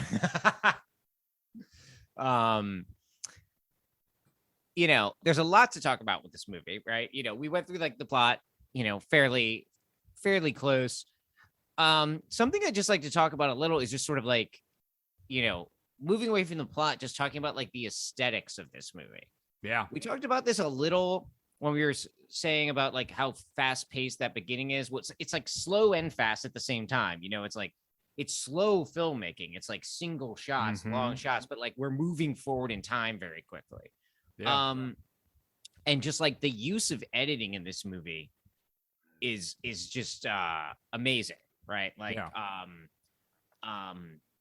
the kind of like, especially because we're following kind of like these, it's a very simple story in one sense. Like it only has like, it has very few characters, but we do have these like kind of multiple threads that are running through it of like the therapy sessions, the main mystery, Bree's kind of like acting career, like personal development, all the Peter Cable, like conspiracy stuff. And the way these things are all kind of like intertwined, like through the editing is just like really exciting. Oh, and it adds to the paranoia of the film, the fact that like you have edit cuts that it like jumps forward in time. It's like kind of uncomfortable jumps to what you're seeing and makes you feel kind of not in control of the pace of what's happening. So I do think, those cuts It's so weird because I can't think of a modern equivalent of a film that Mhm. uses cuts in that sort of way and edits a film in that sort of way where it adds to the anxiety you sort of feel with Mm. the content of the film, and how it's able to just at any moment kind of do a hard cut to something else at a future point in time, at a different place, different characters at any moment seemingly. Yeah, and it feels like to me like a lot of like storytelling of these kind of stories in the streaming era. Like this is a generalization, but tell me if you feel this is true. I feel like it's like when you see a film in this genre today, we're used to like kind of seeing everything. Like we'll Hmm. be checking in on the killer and like seeing his advancements. We'll usually see the murders, right? We will see like scenes of extreme sexual violence, of murder. Like we should have said, we didn't say this in the plot summary, but like the closest thing we get to that in this film is when Cable subjects Bree to listening to a tape recording of his murder of Arlen Page. And so Mm-hmm. we're only getting the sound and we're seeing them listen to it and how horrified Bree is and how unaffected Cable is, right? And it's really horrifying. And this film like has a respect for how horrifying that kind of footage is, and is considerate about whether it should actually be producing that kind of footage, right? And like whereas like so but that in a weird way that makes this film more terrifying because Right. like in a typical thriller it's like we're following along. This it feels like we're in the world where this is happening to us in a way. Like we're not in control of it because we haven't seen it. Yeah, and it really uses those different modalities of language in a way that, like you're saying, it embeds it into the film. It isn't just like, if you think about a modern film, it might like cut away to be like, oh, this is the scary thing. Well, you're just listening to the videotape, but it actually embeds it within the lived world of the film in a way that actually makes it more terrifying because it doesn't feel like a removed segment where you're just seeing this thing or you're just hearing this thing because that's the segment of the film that you're in. And you spoke to a thing as well, Devin, of like with the kind of streaming world where it's so, to me, algorithmically driven that, like you said, like you sort of get the plot points and the pace of those sorts of films, because a lot of times the ones that are getting approved and actually processed through the Netflixes and the HBO Maxes of the world are like have to conform to what they know works, whereas this Mm. film really uses cuts in ways that are unexpected, and it works because it's unexpected, and the Mhm. unexpected just is not Yeah. conducive to the current environment. And those cuts they draw your attention to the fact that you're watching a film, right? To the physicality of the film, which kind of mirrors the way this movie is really fascinated with like the audio recording technology. Mm-hmm. Like the audio recording technology is sort of like the plot equivalent to film within the world of the film. These sort of like these recorded versions of reality that are getting like moved around and spliced in different ways. And Yeah. and then the editing really calls attention to the fact that you are watching something that's been physically cut, right? Like when we say cut, it's not a metaphor here because this is actual, real film stock, Uh-huh. and it's also like aesthetically, it's very much film with a capital F. Like, right, this was a movie that was made to be watched in a movie theater, like where you have to sit with it, and that you're paying attention, right? Like, there's so much subtle things, like that whole interaction, like I mentioned, where they're at the fruit stand and Jane Fonda kind of like pockets the fruit into her purse, or steals the fruit and like kind of puts it in her purse, and like you think Klute hasn't seen it, like there's no close up of her doing that, right? The camera never changes. Mm-hmm. And it's really easy to miss that. Whereas like I feel like if they made this today, there would be like like these really close shots of the hand and the apple, and it would keep going back and forth, and there'd be tense music and stuff. Yeah, I even feel like the ending scene, where you have Peter Cable kind of, you kind of see it coming, but you have him revealed as the killer. You see some maybe close-ups of his face, but then the scene where he actually walks in with Bree, they don't do the scene of show him like coming out of the shadows, full face, like, look at me, I'm here. It kind of focuses on Bree as the character as he enters that scene. It's so different than these typical establishing shots that we're so used to in modern film. Yeah. And it's like, we've been joking about like She-Hulk a little bit on this podcast, right? But joking. It's very clear that like things like She-Hulk and a lot of streaming stuff, right? Like the same way this movie is made to be watched in a theater, streaming stuff is made to be, gifified. Like, or like made into screenshots or made into memes, right? Like these things they're intentional scenes in these streaming era shows and movies that are clearly designed to be like snippeted and circulated around social media. Yeah, there was some random story of it was the actress who plays Ms. Marvel in one of the many new streaming services. Mm-hmm. Apparently when she was filming, she was watching some Marvel film on her iPhone, which is like what people her age do these days. And I think it was like Kevin Feige saw her doing that and was like so upset, like, watch it on the big screen. It's like, what do you think?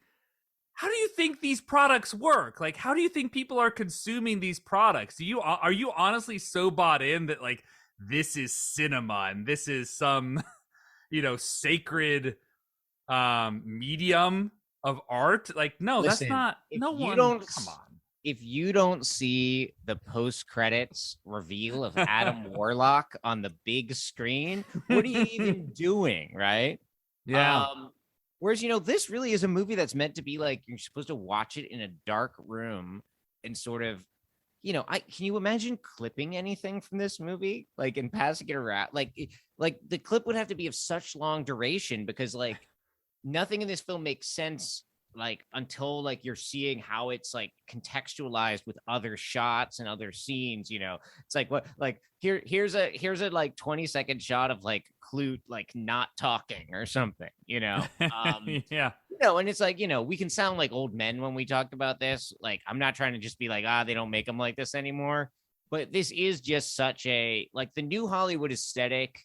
Sometimes for me it can even be like a little slow. It can be like a little like, okay, I get why this is great, but this is kind of like a drag to watch. Mm-hmm. I think this film just so perfectly executes that aesthetic with like just the right. It has such a good sense of timing, like of when it like it's almost like musical in that way, like when it mixes up its timing. Like it's not just like long shots forever. It's like it changes it up and it keeps you engaged the whole time. It does, and the way that it uses long shots is not, like, sometimes you're watching older films, you see a long shot, you're like, oh, well, this is the shot they spent their entire budget on, so like, of course they're gonna draw this out.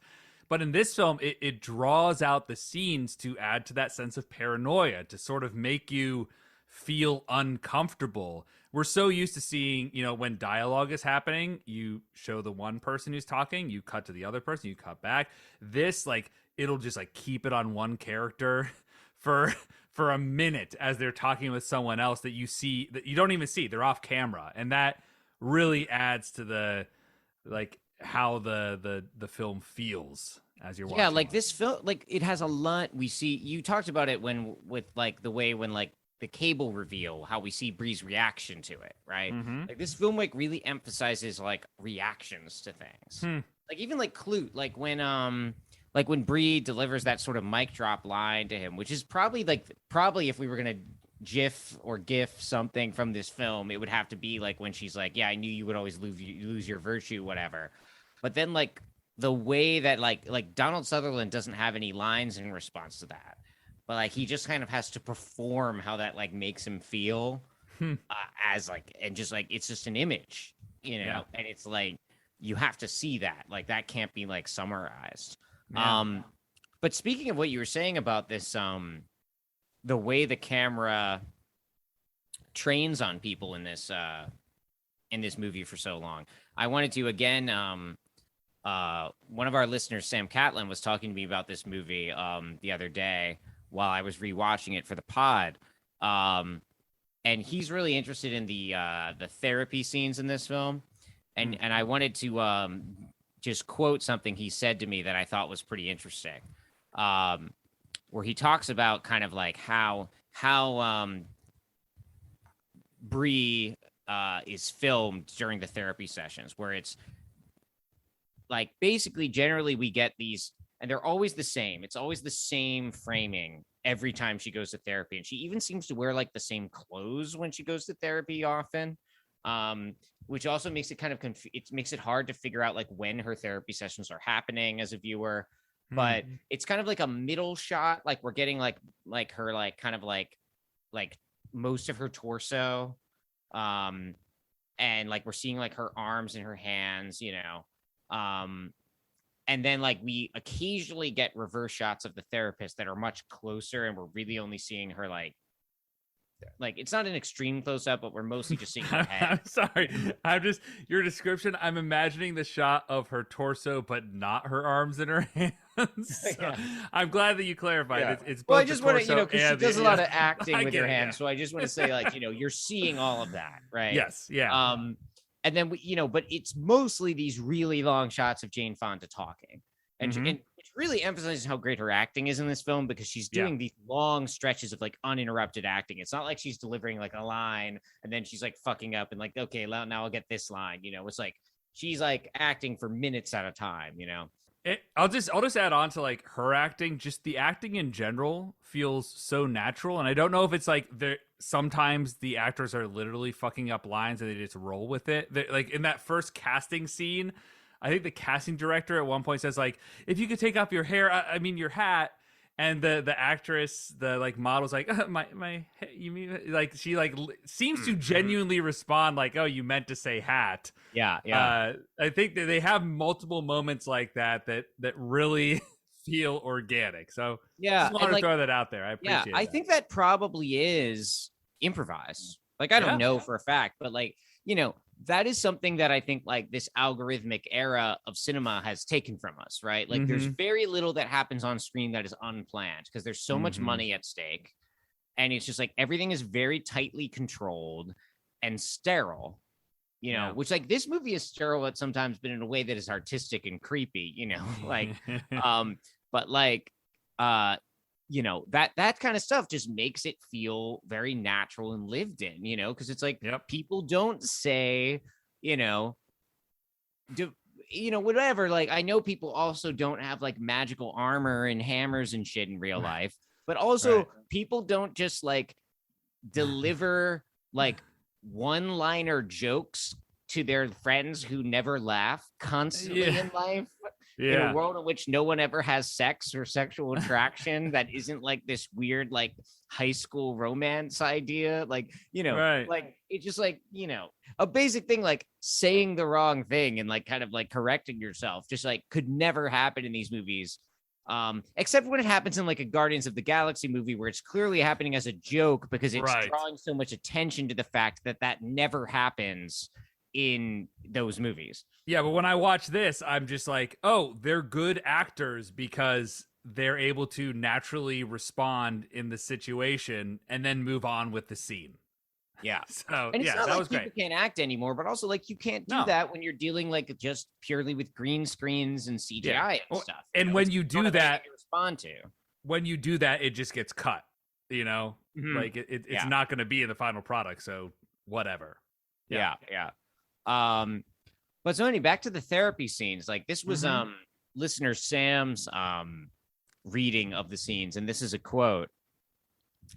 Something like the longer the camera stays on her without cutting, the more desperate she seems for a break from having to perform.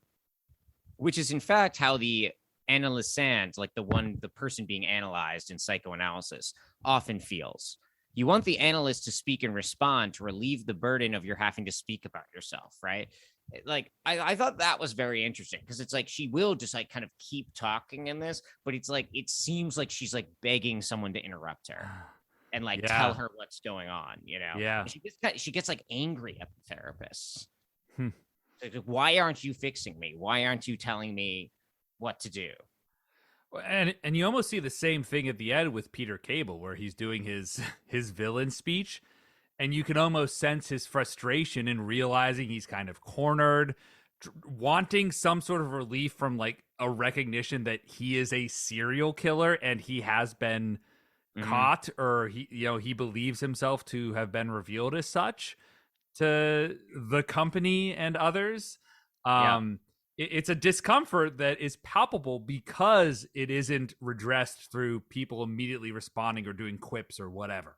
Yeah. But also, like, the film knows that, like, as much as he is clearly, like, demonstrating that he thinks he wants that, he also doesn't want it deep down, right? Because the second Klute arrives, the person that could interrupt him, he jumps out the fucking window.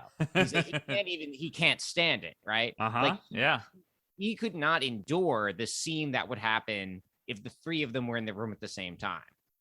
He can only exist in this one-to-one, essentially, like, he's in therapy in that scene, right? And when Klute shows up, it's not a therapy it's not a therapy scenario anymore. It's like, now it's like a, I don't know, like a, it's an intervention. Like, Peter, I didn't like how you, like, systematically murdered my best friend. I've written some words. My lover's best friend, several other people. I think it's weird how you spent a third of the company's budget on your high definition, like, wall covering of the moon landing. I wonder what this portends to the future of the chemical industry in Pennsylvania. Oh, it's going great. Yeah. No updates and no problems. Skyscrapers just keep getting bigger. Everyone's water is doing really well. It's the best. Yeah, I drink it straight out of the ground. I'm impatient for the tap. I just dig right in. I stick a straw in the groundwater. Limestone cures all.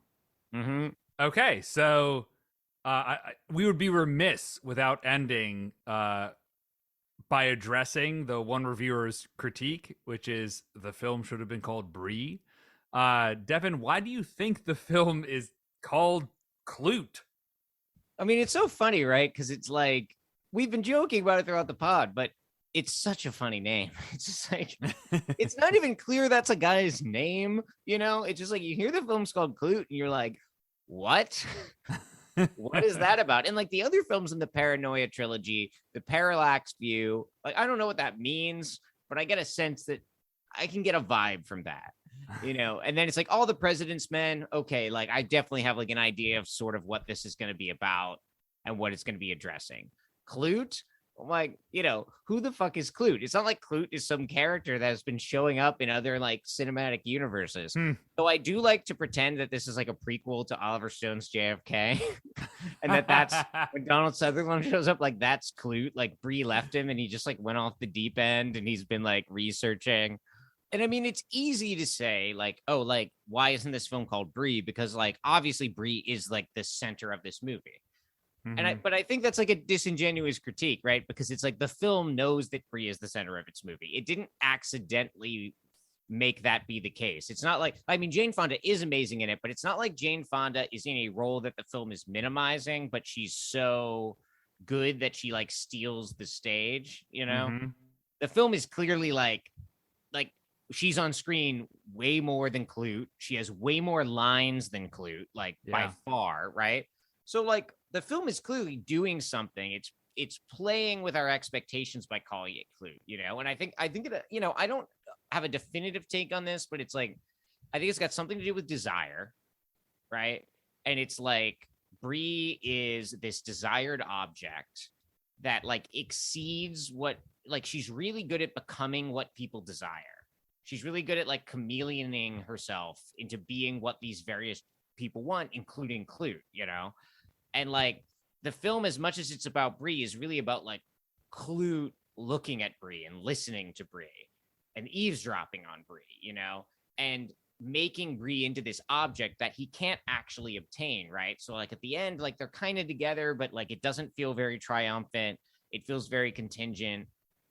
And then the Bree is like in those therapy sessions now that like, you know, Klute presumably isn't eavesdropping on and exists in excess of whatever Klute wants. So I guess like I think ultimately like the film isn't just about Bree, it's about like Klute's inability to know Bree, no matter how paranoid Bree should be, with no matter how much he reads her mail and listens to her phone calls.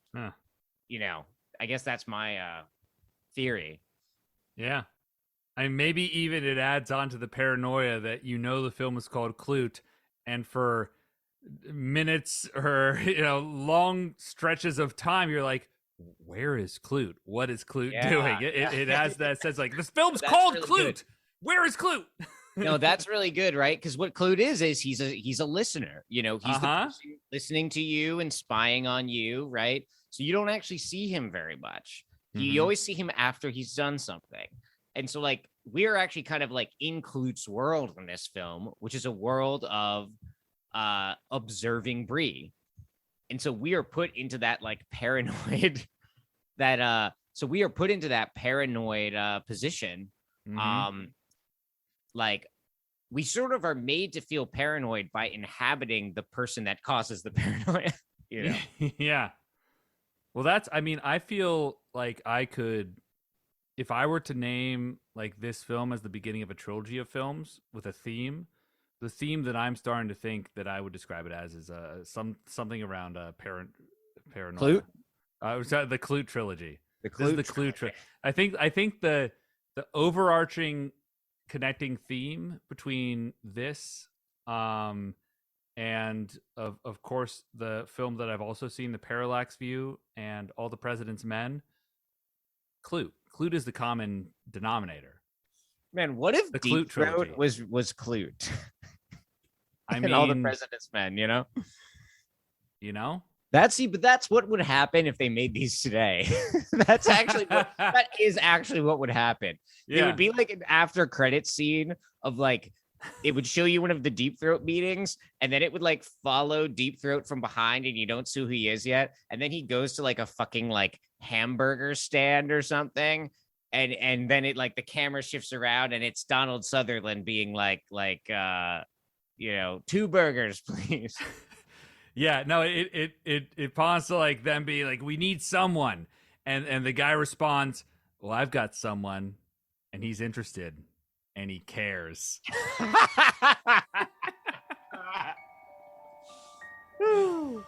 Klute. All right. Klute, baby.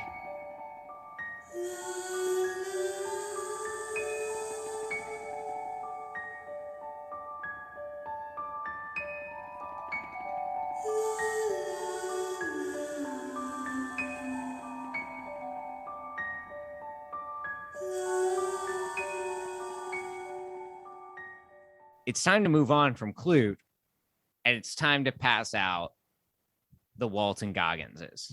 As you know, this is our second season. We've moved on from Shia LaBeouf, and we are now rating films in terms of Walton Goggins, who our guest Ben last week declared the greatest television actor of all time, and I think I'm prepared to endorse that. So, Ethan, how many Walton Goggins you got? Yeah. That's a great question, Devin. Thank you. I was unprepared for this moment.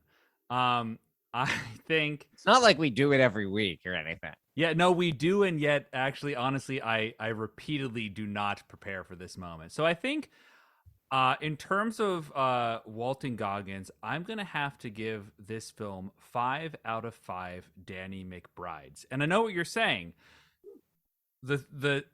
It should be Walton Goggins, right? Because that's what the scale is. That should be the central focus of the scale that we're giving. And yet, I'm giving this, for what should be obvious reasons, 5 out of 5 Danny McBrides. I'm not going to say any more than that. So I'm done with mine. Devin, what do you think about for you? You know, I'm really offended by your rating because I think clearly the rating should be called Walton Goggins. And so I'm going to give the film 5 Walton Goggins. I mean, there's really no joking around for me.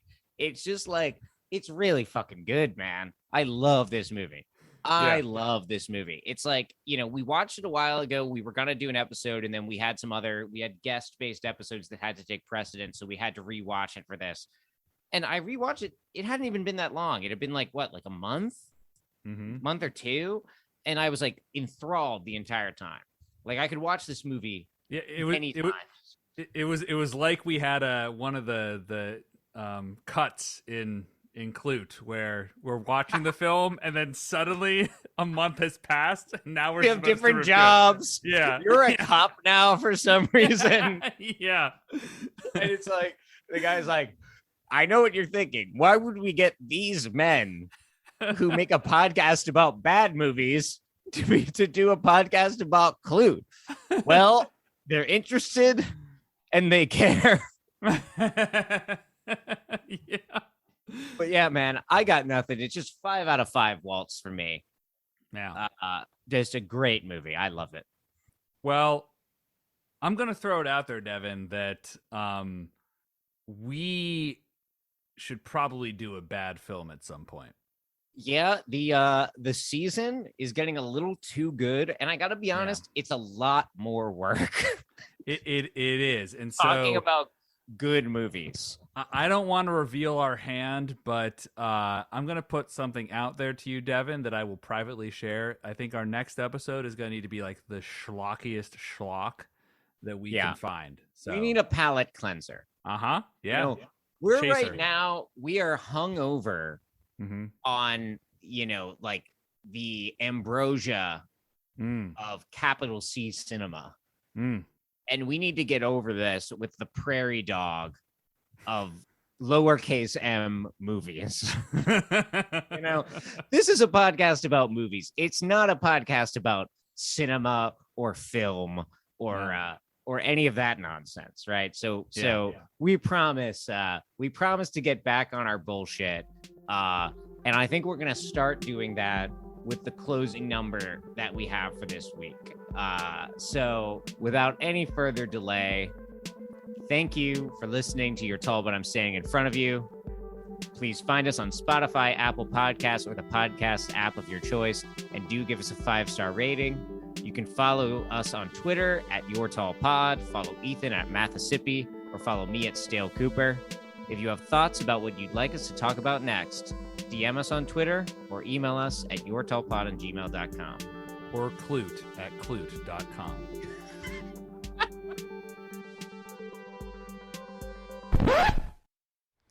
All right, next up we have Devin coming up to the stage.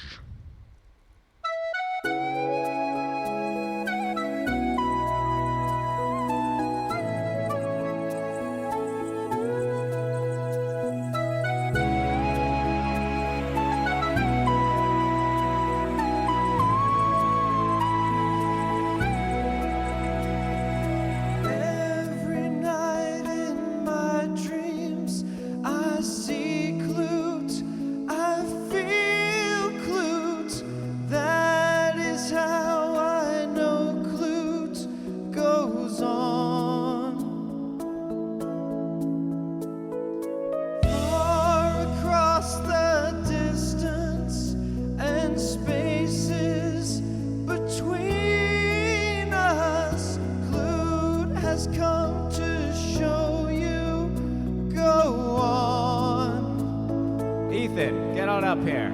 All right. Near, far, wherever you are, I believe that the Klute does go on. Once more, Klute opens the door. And he's here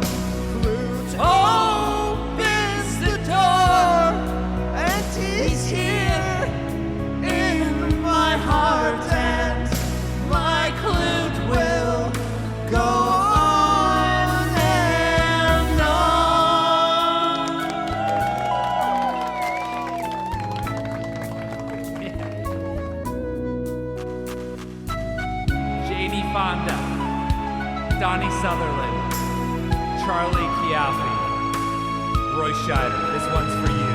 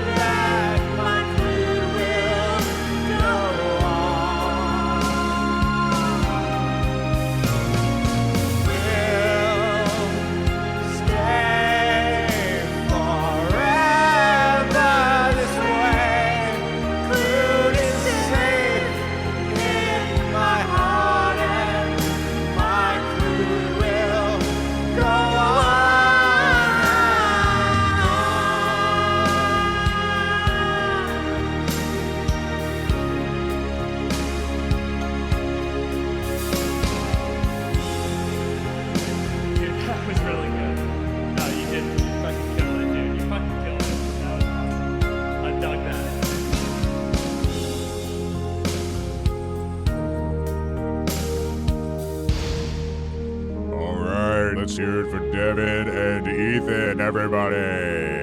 All right. Klute is up next.